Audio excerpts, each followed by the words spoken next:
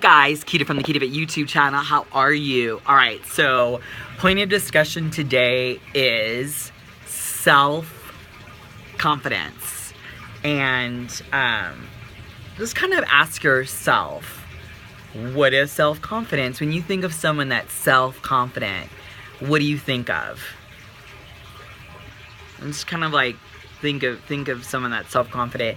For me, what was really interesting when I was young and growing up, I don't know, maybe it's because I'm a twin, and if you're a twin, first of all, anybody like and subscribe below, but I want to know if you are a twin, if you can relate to this, or maybe you have, what do they call it, fraternal twins, or, you know, if you're Irish twins, let me know what your thoughts are on this. But it's so funny, because, like, from a really young age, I was always kind of bold in myself, and just, when I say bold in myself, I was just, I don't know, I always had a real strong sense of who I am. But here's what I'm learning about self-confidence, because what'll happen as you get a little bit more long in the tooth or mature, you can maybe lose a little self-confidence in certain areas, and then in other areas you kind of gain some self-confidence. So self-confidence is kind of an interesting thing. But here's what my thoughts are. And one of the things that I like to do in my coaching is I like to think of myself as the biggest cheerleader for self-confidence. And how do I get someone to kind of benchmark in on their self-confidence and even find their self-confidence?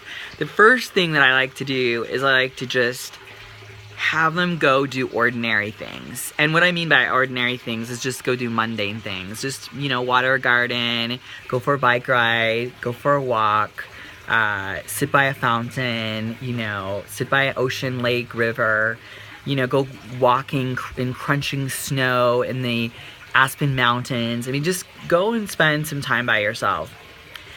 When you're by yourself and you're in that kind of, you know, flow of self-discovery, I want you to just kind of key in on that there is no sense when you're spending time with yourself of self-consciousness. So I heard it said, one of the speakers that I greatly admire, he said self-confidence is the lack of self-consciousness. And I thought, wow, that is really, really, really, really good. And I really thought about that, and I thought, you know what, that's pretty awesome. Because self-consciousness is, oh, I don't know, you know, you're in the mirror, I don't know.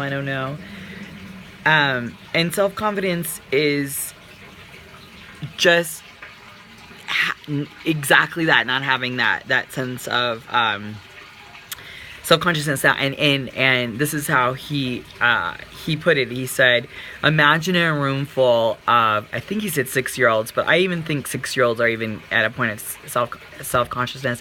Imagine a group of like 4-year-olds, and you ask them, do they like to sing?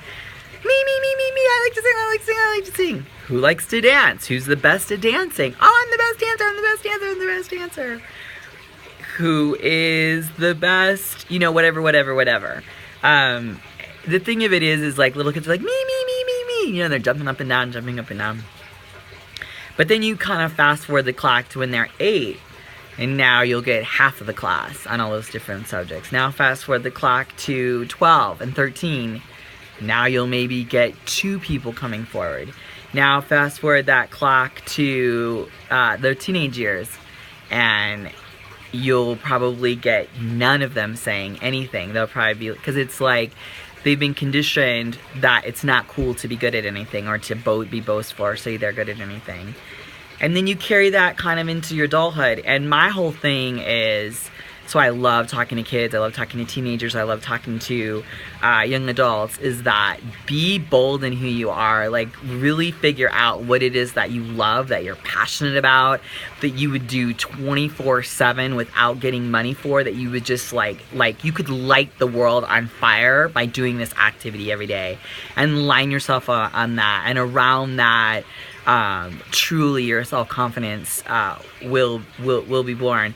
And self-confidence is, again, it's one of those things that everyone carries their self-confidence in a different way. Some people, like my beautiful, amazing husband, is, you know, he might be very shy because he's getting his PhD. So right now someone would think, well, gosh, how, you know, he's so shy. But let me tell you, his papers, holy moly, they exude self-confidence. He goes after. He is not intimidated one iota going to these big, you know, papered PhDs and, you know, telling him why he doesn't think their viewpoint is correct, and this is why, and in fact they may want to integrate this thought concept to correcting their viewpoint. I mean, he's very, but the point is that if you were to meet my husband, you know, he's got beautiful dark hair, green eyes, just a very, very sweet man.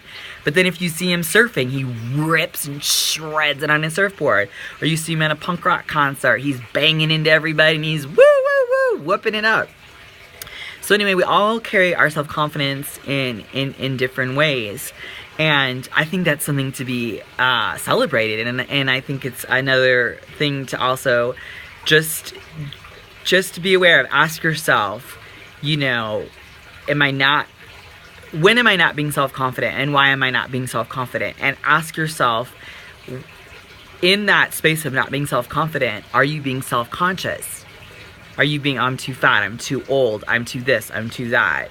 You know? And know that when you're in that headspace, confidence it has no possibility of showing up. It can't exist. The two cannot exist in each other's universe.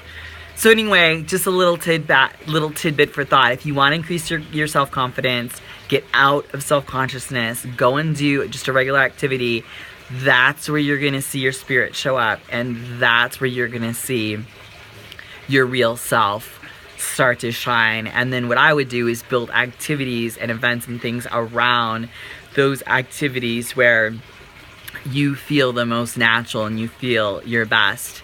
And pretty soon, you are going to be a bright, shining, self-confident star that we all know you to be. And you're going to be like that little 4-year-old you were. Me, I'm the best singer, I'm the best dancer, me. That will be you. Or you may not be me. Maybe you're a little quieter like my husband, but you'll be expressing it in different ways in your life. So, alright, that's my little talk on self-confidence. I love you guys. Remember, stand in your light, stand in your truth, and above all else, you go and be those great, amazing warriors that I know you can be. I love you guys. Take care. Bye. Mwah.